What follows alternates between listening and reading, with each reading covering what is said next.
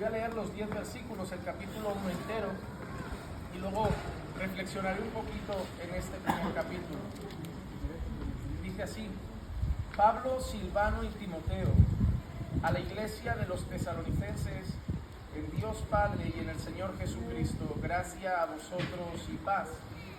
Siempre damos gracias a Dios por todos vosotros, haciendo mención de vosotros en nuestras oraciones, teniendo presente sin cesar delante de nuestro Dios y Padre vuestra obra de fe, vuestro trabajo de amor y la firmeza de vuestra esperanza en nuestro Señor Jesucristo, sabiendo, hermanos amados de Dios, su elección de vosotros, pues nuestro Evangelio no vino a vosotros solamente en palabras, sino también en poder y en el Espíritu Santo, y con plena convicción, como sabéis qué clase de personas demostramos ser entre vosotros por amor a vosotros. Y vosotros vinisteis a ser imitadores de nosotros y del Señor, habiendo recibido la palabra en medio de mucha tribulación, con el gozo del Espíritu Santo, de manera que llegasteis a ser un ejemplo para todos los creyentes en Macedonia y en Acaya. Porque saliendo de vosotros, la palabra del Señor ha resonado, no solo en Macedonia y en Acaya, sino también por todas partes. Vuestra fe en Dios se ha divulgado, de modo que nosotros no tenemos necesidad de hablar nada, pues ellos mismos cuentan acerca de nosotros, de la acogida que tuvimos por parte de vosotros y de cómo os convertisteis de los ídolos a Dios para servir al Dios vivo y verdadero y esperar de los cielos a su Hijo, al cual resucitó de entre los muertos, es decir, a Jesús, quien nos libra de la ira venidera. Hermanos, a mí me gustaría que hiciéramos una reflexión en este capítulo que nos lleva a pensar en cómo luce una iglesia saludable, una iglesia firme, una iglesia que luce bien a los ojos del Señor. ¿Cómo debería ser aquella iglesia que a Dios le agrada, aquella iglesia que a Dios le complace? Cuando nosotros vemos a Pablo escribir las epístolas, no todas tienen el mismo tono. Por ejemplo, cuando Pablo escribe a los Gálatas, el tono de sus palabras es un tono muy correctivo. Los Gálatas eran unos hermanos que habían creído el Evangelio, pero ahora estaban dando oído a judaizantes y estaban volviendo a tradiciones pasadas y estaban abandonando el Evangelio que habían creído. Y Pablo manda una carta bien dura, con un tono bien correctivo, incluso llega a decirles: me temo que he trabajado en vano con vosotros. Es en pocas palabras que Pablo les está diciendo: creo que he podido perder el tiempo con vosotros y espero que nunca nadie nos tenga que decir eso en el Señor. Por otro lado, Pablo también escribe cartas como la carta que escribe a los Corintios, especialmente la primera, donde tenemos una iglesia llena de dones, de manifestaciones, entre comillas, de cosas espirituales, pero una iglesia inmadura, una iglesia desordenada, caótica, y es un lugar donde Pablo empieza a escribir con un tono también de corrección para llamarlos a la madurez, a la disciplina, a la unión. Pablo incluso les tiene que decir: me parece que os tengo que hablar como carnales, siendo espirituales, es decir, sois hijos de Dios, pero parece que os tengo que hablar como si fuerais mundanos, porque hay divisiones, hay conflictos, unos dicen que de Pablo, otros de Apolos, hay tensiones, o sea, cada una de las cartas tiene un tono diferente. Pero cuando vemos la carta a los tesalonicenses, el tono es como felicitación. No hay nada malo que decir. Y a mí me agradaría, ¿no?, que el Señor mirara nuestra vida y en este caso nuestra iglesia, porque nuestro cristianismo no es individual. Somos parte de iglesias locales, cada uno va a una iglesia. En el fondo yo no quiero estar bien delante del Señor, yo quiero que nuestra iglesia esté bien. Yo quiero que con aquellos que congrego, que camino, nos luzcamos bien delante del Señor. Seamos una iglesia adecuada, bíblica, saludable. Así que vamos a ver algunas características rápido aquí de qué queremos que nuestras iglesias tengan, qué anhelamos que nuestras iglesias tengan, para que si el Señor las mira diga: estoy contento con esa congregación, estoy contento con esa iglesia local. Empezamos desde el versículo 2, porque al principio se presenta Pablo y aquellos que escriben la carta, y leemos: siempre damos gracias a Dios por todos vosotros, haciendo mención de vosotros en nuestras oraciones. Así que lo primero que vemos aquí es el liderazgo de la iglesia. Y una de las cosas que Pablo menciona aquí y menciona en otras ocasiones es la dedicación que tenía a orar por los creyentes. Pablo les está diciendo: continuamente oramos por vosotros, os llevamos en nuestras oraciones. cuando nosotros pensamos en cuál es la mayor característica de un pastor y se lo preguntamos a la gente, normalmente hablan de su predicación, de su doctrina, de su conocimiento teológico, y esas cosas son importantes. Pero ¿por qué no pensamos que la primera característica de un pastor sea el amor por las almas, el amor por las ovejas? Porque puede ser un gran teólogo y no tener el corazón de un pastor. Puede ser un gran maestro y no tener el corazón de un pastor. Hay gente que ha nacido para enseñar, pero no para pastorear. Hay gente que ha nacido para predicar, pero no para pastorear. Pablo no era solamente un gran teólogo y un gran predicador. Pablo amaba las almas. Y la mayor manera de mostrar que amas a alguien es orar por él. Porque obviamente mis capacidades son limitadas para ayudar a una persona, pero las capacidades de Dios no lo son. Y un pastor que diariamente ora por su iglesia, eso es una de las mayores cosas que podemos ver en una congregación. Un pastor que tiene presente a su iglesia en sus oraciones, que cada día recuerda a aquellos a los que cuida, a aquellos a los que enseña, a aquellos a los que pastorea. Un liderazgo que ama a la iglesia es fundamental. Yo no digo que la doctrina no lo sea, es obviamente algo muy necesario.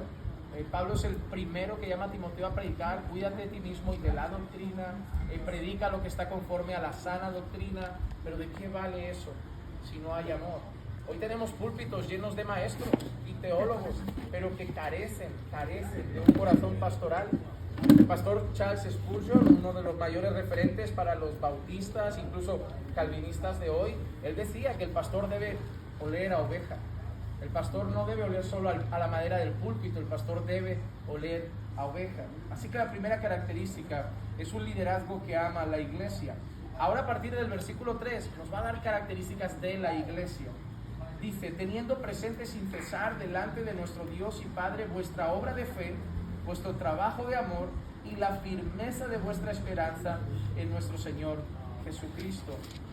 Miren, 3 palabras que aquí aparecen que son muy importantes: obra de fe, trabajo de amor y firmeza en la esperanza. La primera cosa, una iglesia que tiene obra de fe, no es solamente que tiene fe, él dice que tiene vuestra obra de fe. Santiago, cuando habla de la fe, habla de que la fe verdadera, la fe salvífica, la fe que viene del Señor, es una fe fructífera, es una fe que obra, es una fe que tiene un resultado. Obviamente conoceréis personas que creen en Dios, pero ¿cómo viven?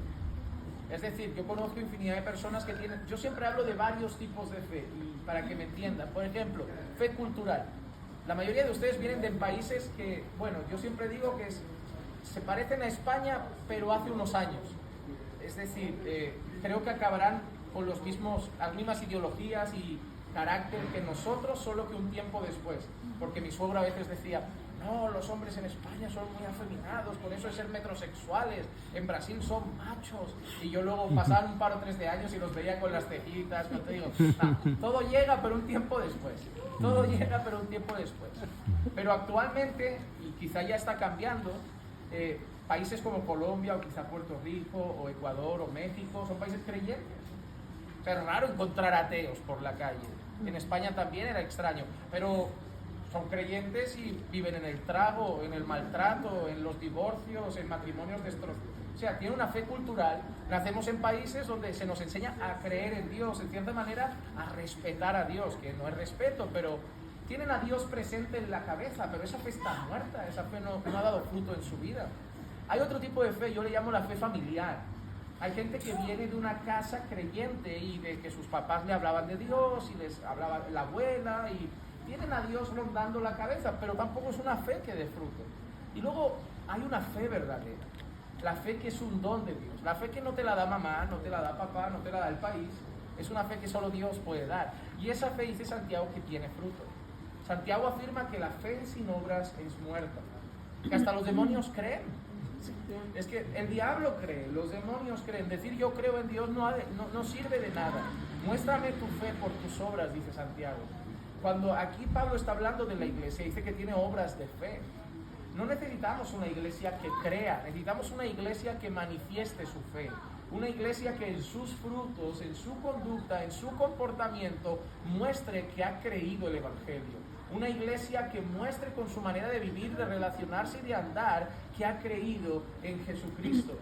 Mark Dever, un pastor norteamericano, dice que la iglesia es el Evangelio hecho visible. Nosotros no somos el Evangelio hecho visible, la iglesia es el Evangelio hecho visible. Hermanos, yo solo no puedo decirle a la gente, Dios ha salvado un pueblo, pero nosotros hoy sí.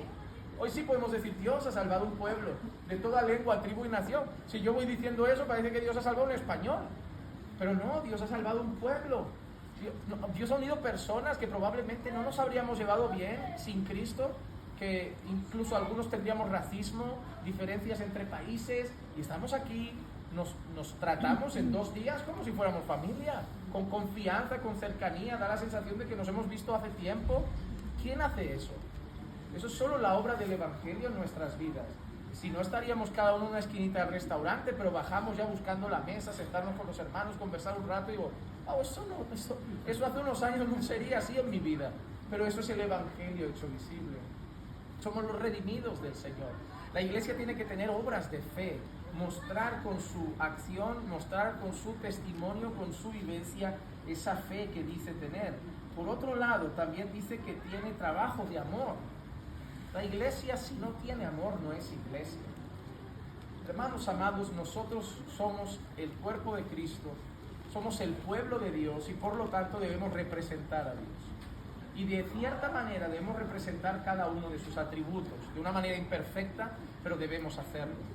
Cuando, no sé si se estila esa palabra en sus países, la palabra bacanal, es una palabra que usamos para desorden, fiestas, celebraciones muy paganas y pecaminosas, llenas de bebidas, de sexualidad, de orgías. A eso se le llamaba, y yo creo que en el diccionario de la Real Academia aparece ahí como bacanal. Pero esa palabra proviene del dios Baco.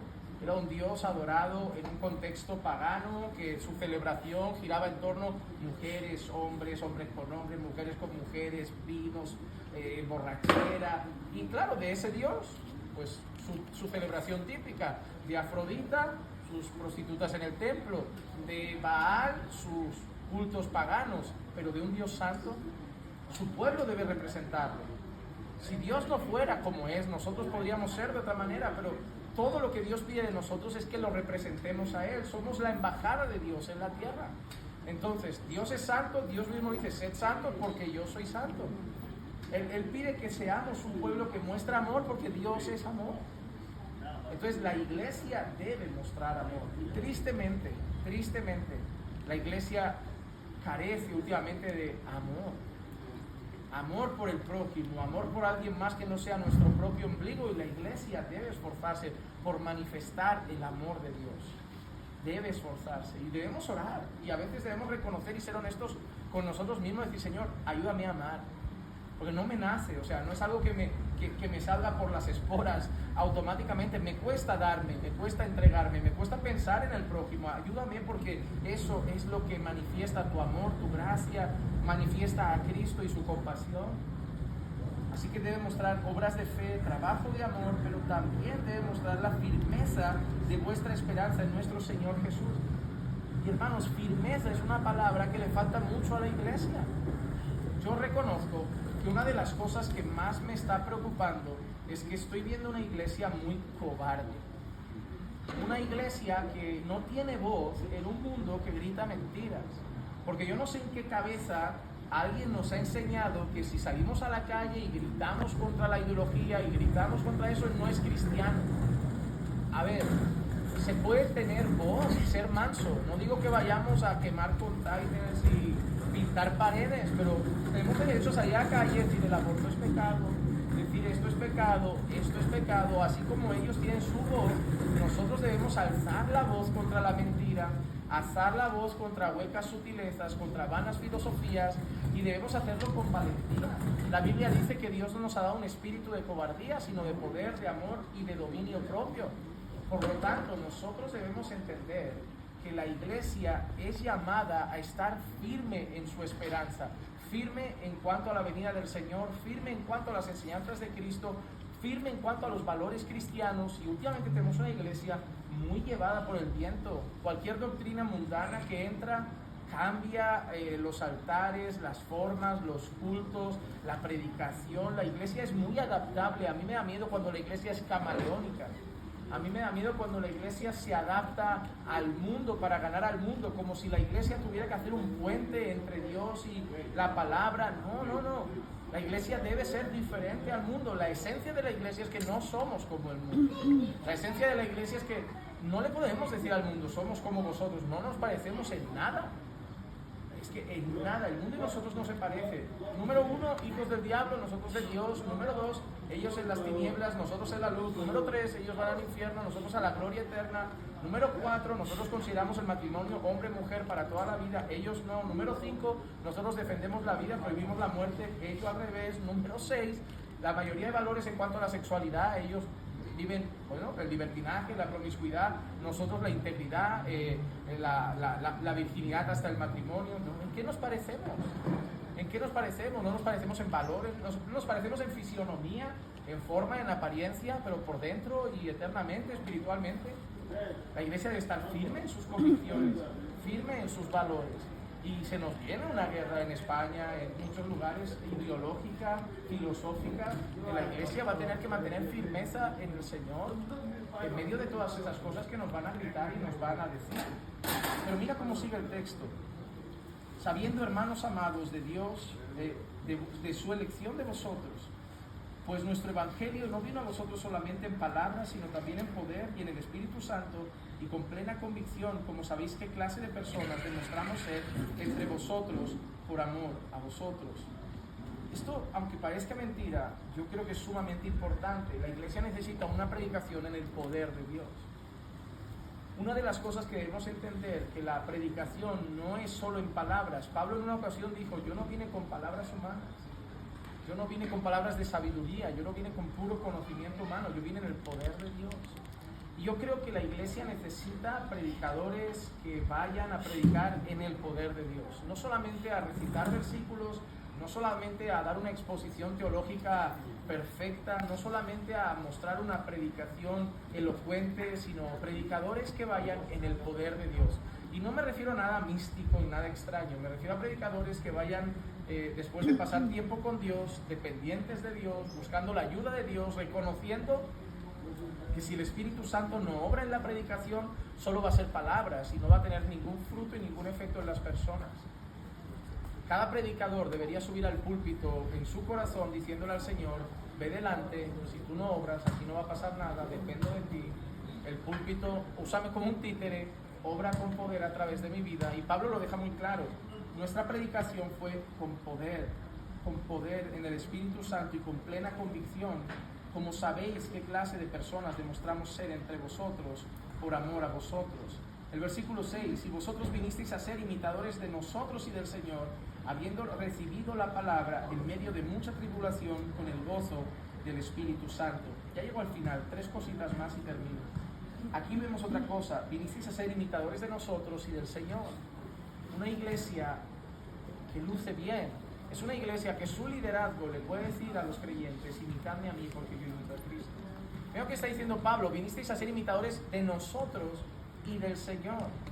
Eso es maravilloso, porque hoy escuchas a los predicadores decir, hermano, no me mires a mí, mira a Jesús, yo soy imperfecto, y para mí es una justificación de, yo tengo una vida desordenada, pero no importa, aquí todo el mundo peca, así que mirad a Jesús, que es el único perfecto. Pero Pablo no dice eso, Pablo dice, miradme a mí, porque yo estoy imitando a Cristo. Pero yo no doy por hecho que Pablo fuera perfecto. El mismo Pablo en ocasiones, Romanos 7, dice, lo que quiero hacer no lo hago, lo que no quiero hacer lo termino haciendo. Pablo tenía luchas, Pablo seguramente fallaba, pero era íntegro. Es decir, no era perfecto, pero tampoco una persona que vivía en pecado.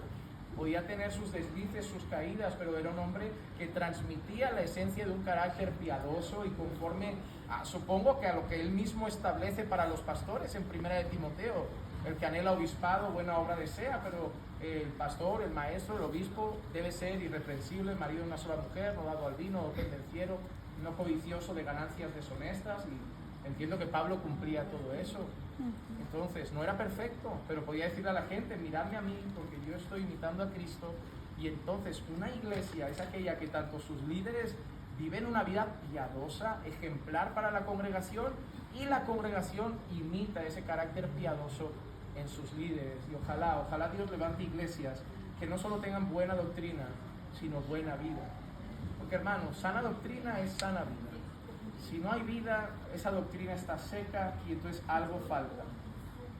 Y el versículo 8 dice algo maravilloso, perdón, el 7, de manera que llegasteis a ser un ejemplo para todos los creyentes en Macedonia y en Acaya.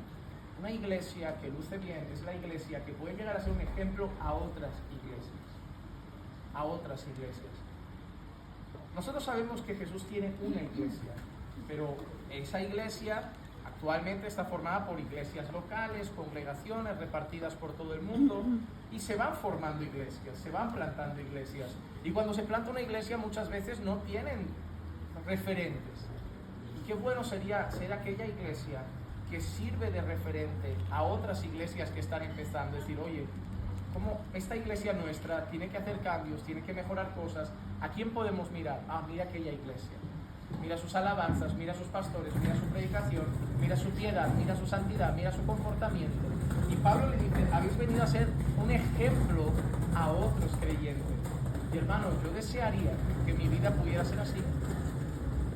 Hermanos, yo siempre uso esta frase con amigos de la iglesia, con hermanos. Digo, hermano, tú puedes ser o un ejemplo o una excusa. O tú puedes ser alguien que mire y diga, ah, pero si él lo hace. Ah, pero si él es así. Ah, pero mira el diácono. Ah, pero mira el pastor. O tú puedes ser una excusa para que otro siga con una vida desordenada. O tú puedes ser el ejemplo de decir, yo quiero tener ese matrimonio. Yo quiero ser un esposo así. No, ah, mira, yo no soy tan mal esposo porque ese está peor que yo. Yo no quiero ser el motivo para que alguien se excuse, sino el motivo para que alguien quiera cambiar.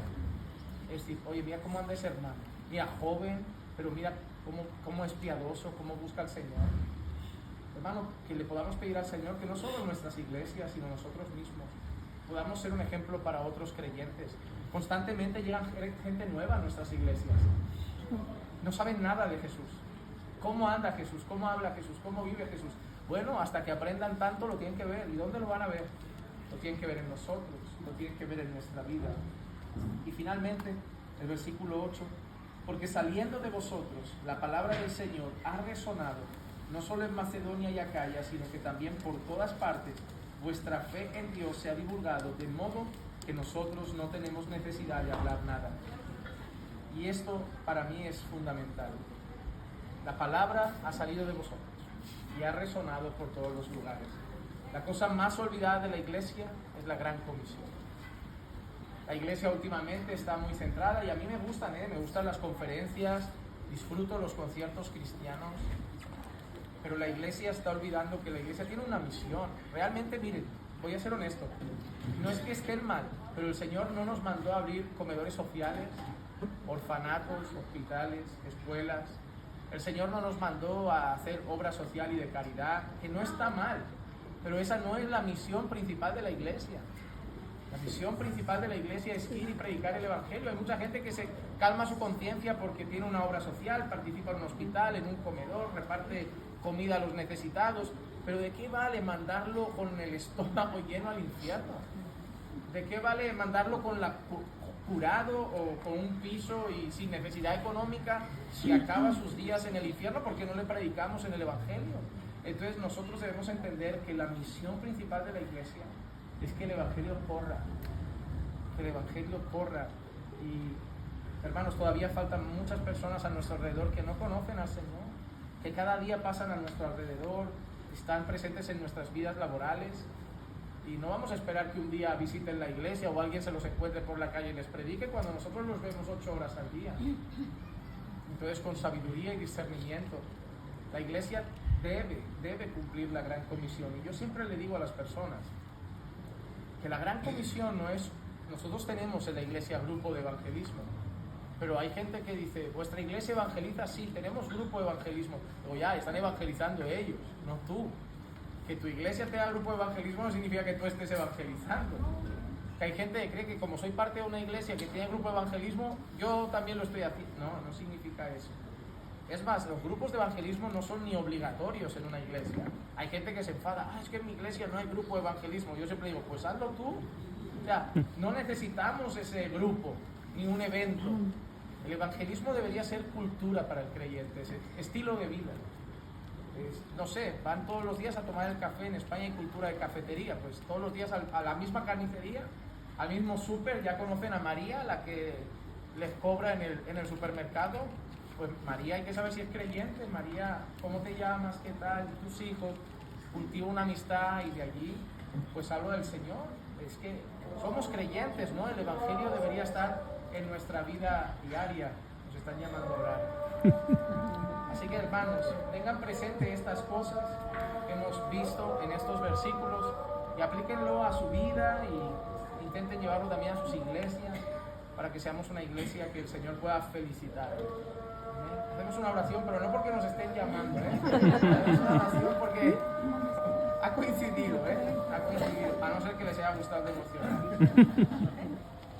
Señor, quiero pedirte en esta hora que nos ayudes a ser una iglesia que luce conforme a tu voluntad, una iglesia, Señor, que ama a sus hermanos, una iglesia que muestra la fe por sus obras, que muestra el amor en sus actos, que es firme en el Evangelio y en la esperanza que tenemos en Cristo.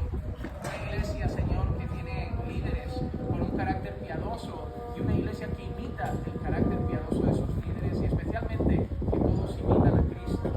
Una iglesia, Señor, que puede ser un ejemplo a otros creyentes y una iglesia que no olvida la gran comisión y que predica el Evangelio a toda criatura hasta que el Evangelio recorra todos los confines de la tierra. Ayúdanos, Señor, a llevar ese pequeño mensaje, esa breve reflexión a nuestro corazón